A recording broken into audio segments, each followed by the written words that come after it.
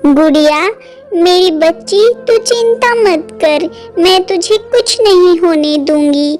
मैं अभी तेरे लिए दवा लेकर आती हूँ। तू चिंता मत कर मेरी बच्ची। मम्मा, मम्मा जल्दी कुछ करो। मम्मा जल्दी दवा लेकर आओ। मेरे सिर में बहुत जोरों से दर्द हो रहा है और मेरा पूरा शरीर भी जल रहा है। मम्मा, मैं मर जाऊंगी। मुझे बचा लो मम्मा, मुझे बचा लो। हे भगवान, अब मैं क्या करूं? कहाँ से अपनी बेटी के लिए दवा लेकर आऊं? मेरे पास तो दवा के लिए पैसे ही नहीं हैं। किससे पैसे मांगूं अब? कौन मेरी मदद करेगा? हे भगवान, मैं कितनी बदनसीब माँ हूँ। दर्द से तड़प रही अपनी बच्ची के लिए कुछ भी नहीं कर पा रही हूँ। तभी टुनटुनी चिड़िया को याद आया, क्यों न मैं मालकिन के पास जाकर कुछ पैसे मांग लूं, शायद वो मुझे कुछ पैसे दे दें। ये सब सोचकर टुनटुनी चिड़िया जल्दी से गोरी कौवे के पास जाती है।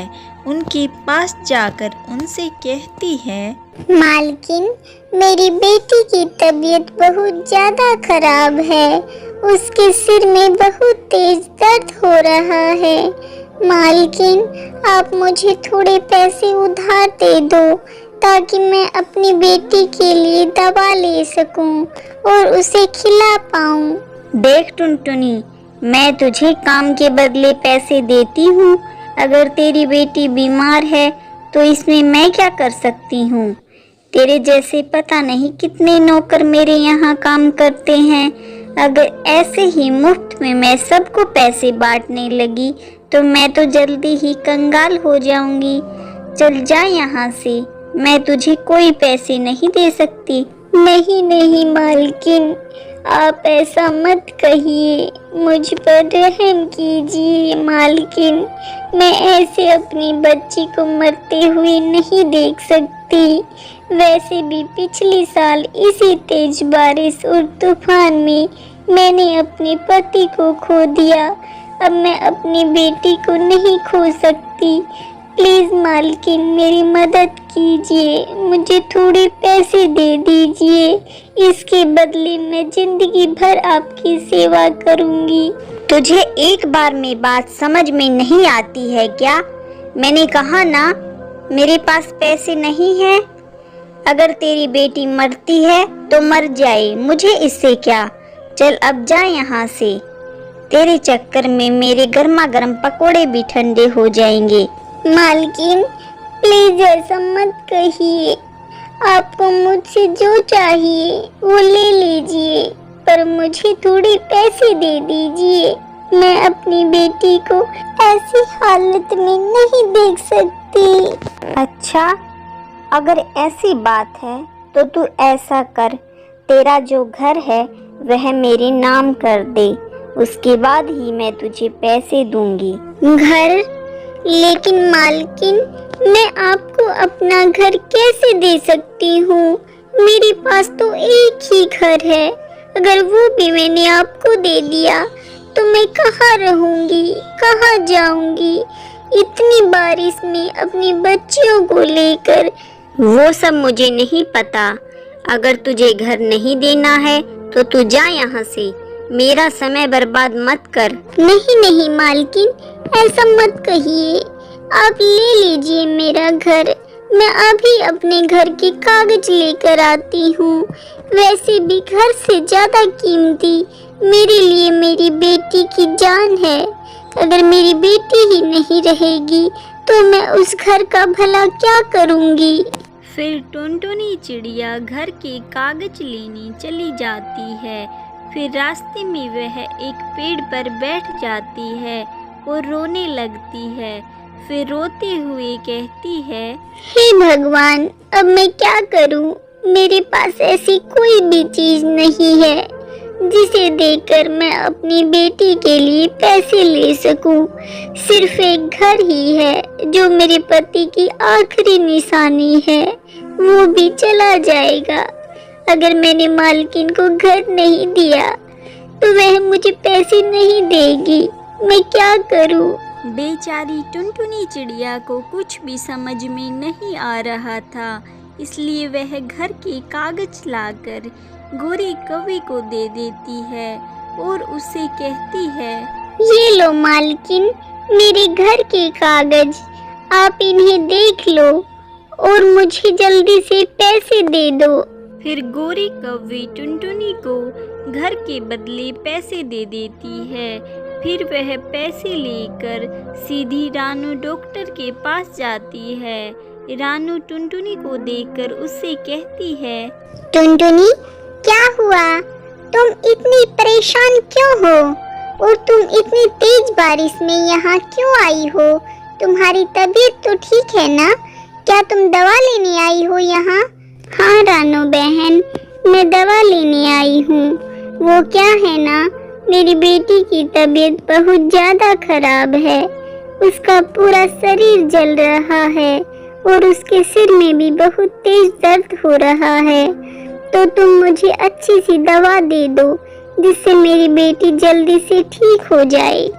हाँ हाँ टुनटुनी बहन, क्यों नहीं, मैं अभी तुम्हें अच्छी सी दवा देती हूँ तुम्हारी बेटी के लिए, जिससे तुम्हारी बेटी को जल्दी से आराम मिल जाएगा।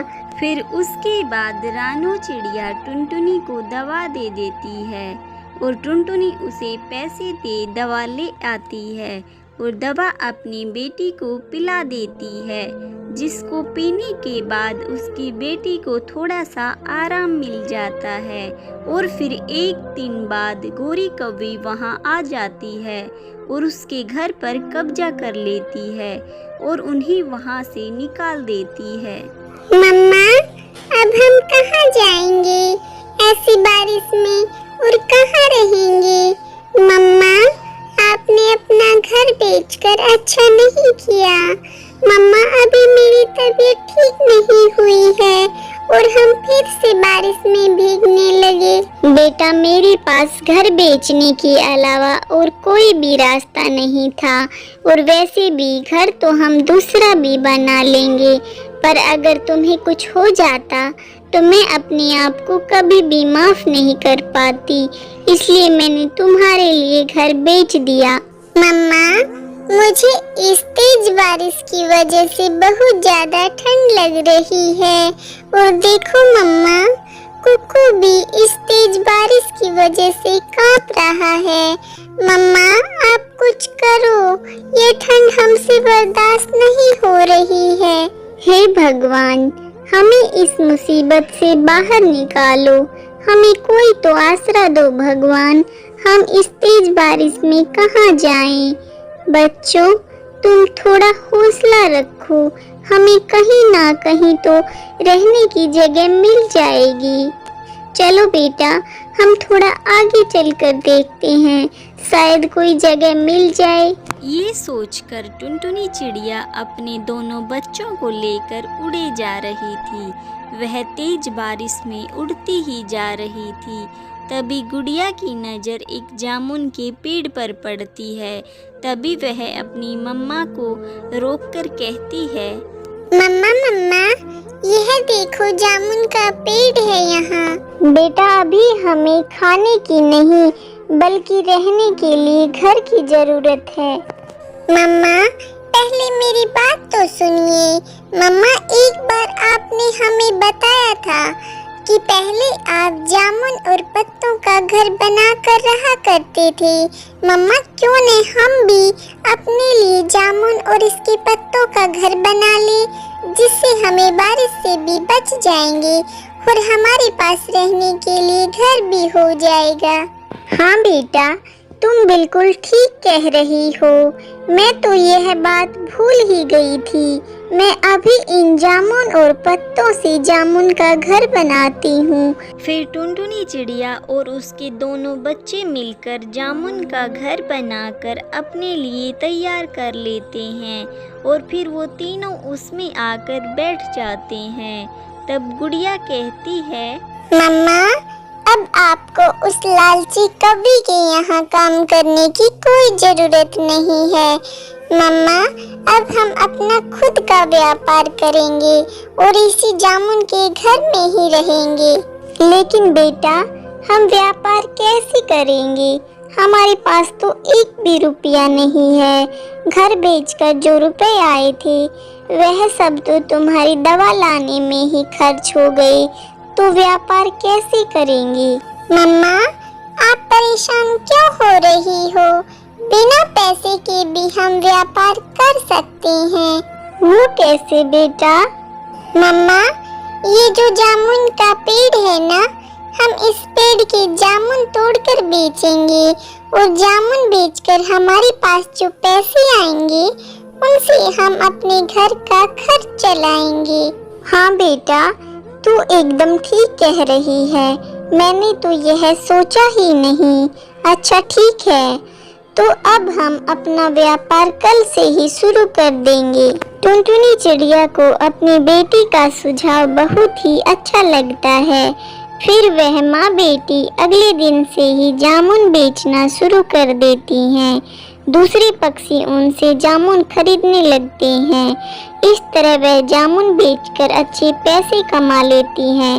तब गुड़िया कहती है, देखा मम्मा, हमारी जामुन कितने अच्छे से बिक रही हैं।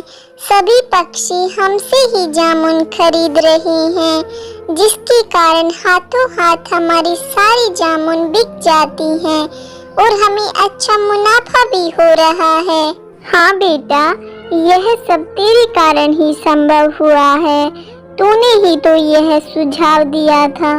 फिर इस तरह टुनटुनी चिड़िया जामुन बेचकर जामुन के घर में खुशी खुशी अपने बच्चों के साथ रहने लगती है और अपने बच्चों के साथ खुशी खुशी अपनी ज़िंदगी बिताने लगती है।